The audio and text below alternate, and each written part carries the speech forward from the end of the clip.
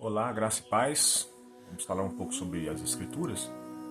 Temos falado aqui sobre o livro de Atos nas nossas reuniões dominicais e eu quero compartilhar algo que foi compartilhado semana passada com vocês. Lá em Atos capítulo 3, do versículo 1 ao versículo 10, conta a história de um homem que era deficiente e ele era levado todos os dias à porta do templo para lhe pedir esmola, já que não tinha como ganhar ali o seu sustento com o trabalho por causa da sua deficiência. No entanto, a Bíblia diz que os discípulos estavam chegando ali ao templo para a oração e esse homem fixou os olhos neles e eles perceberam que aquele homem esperava algo dos discípulos. E a Bíblia diz que Pedro e João estavam ali, estando ali, eles fixaram os olhos desse homem e disseram a ele: "Eu não tenho ouro nem prata, mas o que eu tenho, isso eu te dou. Em nome de Jesus Cristo, levanta e anda." Então a Bíblia diz que eles pegaram na mão desse homem e o colocaram de pé e esse homem saltou, recebeu a cura, começou ali a andar e entrou no templo glorificando a Deus. A reflexão que temos que ter a respeito dessa mensagem é o seguinte: na verdade, o mundo que vivemos não é um mundo que anda em deficiência. Falta algo ao mundo. E nós precisamos entender que nem sempre o mundo vai ter essa consciência do que realmente lhes falta. Aquele homem talvez esperasse dos discípulos uma moeda. É uma moeda que pudesse dar a ele talvez a condição de se alimentar naquele dia, mas no outro dia ele teria que estar lá novamente para poder pedir esmolas mais um dia da sua vida. Mas os discípulos eram conscientes de que realmente Deus podia fazer na vida daquele homem. Então eles disseram: "Eu não tenho ouro nem prata, mas o que eu tenho, isso eu te dou. Em nome de Jesus Cristo, levanta e anda." E então aquele homem recebeu algo muito mais importante que algumas moedas. Ele recebeu algo que pudesse transformar a vida dele para sempre. Pudesse transformar a vida daquele homem não apenas em uma providência diária, mas pudesse transformar na vida dele para todo o resto da sua vida ali. Ele pudesse ganhar o seu sustento, ter uma vida digna. E nós precisamos entender isso. E ao lembrar do texto de Efésios, capítulo 1, versículo 22 e 23, eu quero produzir uma reflexão a respeito desses dois textos juntos.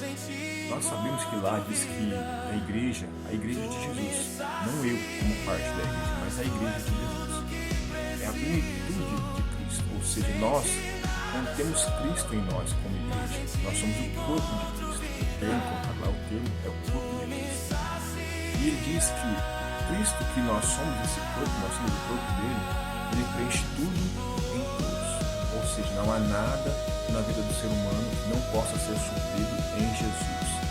Não há nada que não possa ser transformado na vida de uma pessoa que o Senhor Jesus não possa transformar. Mas nós temos que observar que Jesus não vai descer aqui novamente como ele não estava com Pedro e João ali na porta do templo, mas fisicamente dizendo, mas ele estava dentro deles.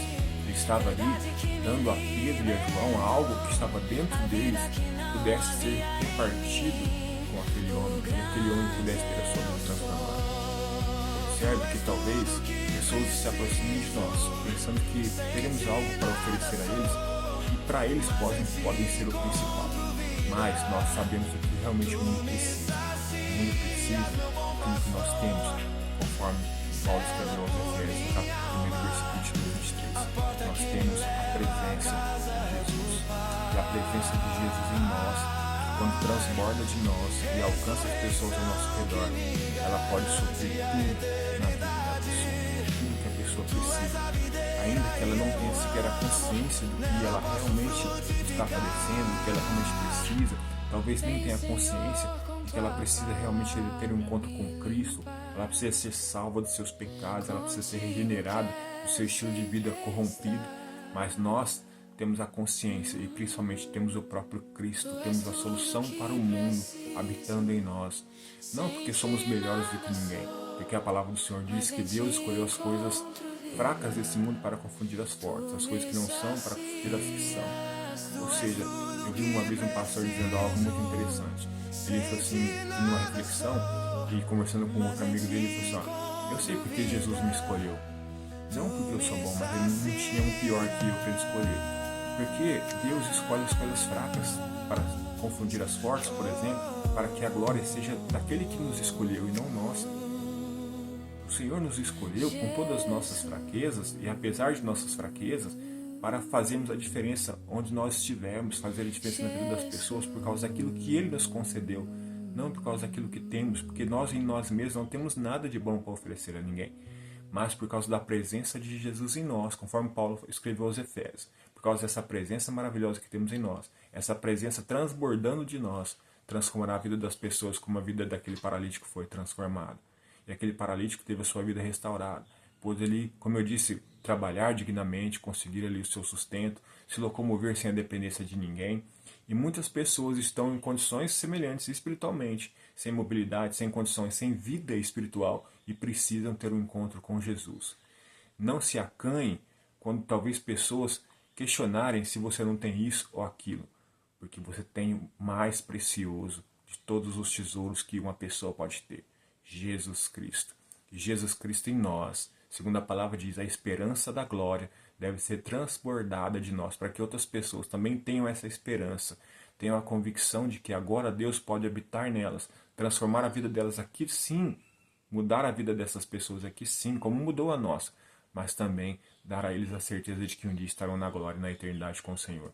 Tenha consciência daquilo que habita em você, daquele que habita em você é o próprio Deus.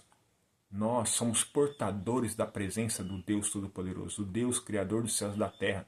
O Senhor, o Criador, Ele habita em nós. Ele habita em nós com um propósito, de que isso possa alcançar outras pessoas. Não se acanhe diante daqueles que têm deficiências, que talvez você tenha compreensão e elas não. E ainda que essas pessoas não entendam que precisam de Jesus, o que você precisa, o que eu preciso, é dar a elas a presença que está em nós.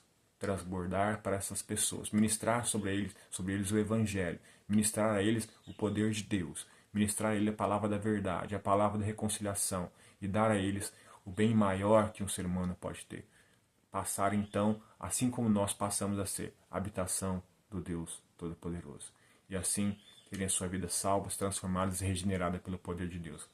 Temos essa consciência. Talvez você se questione, eu não tenho nada para fazer, eu não tenho condições, eu não tenho conhecimento suficiente, mas você tem a presença de Deus. E que essa presença ela possa inundar a vida das pessoas que estão ao seu redor. Deus abençoe.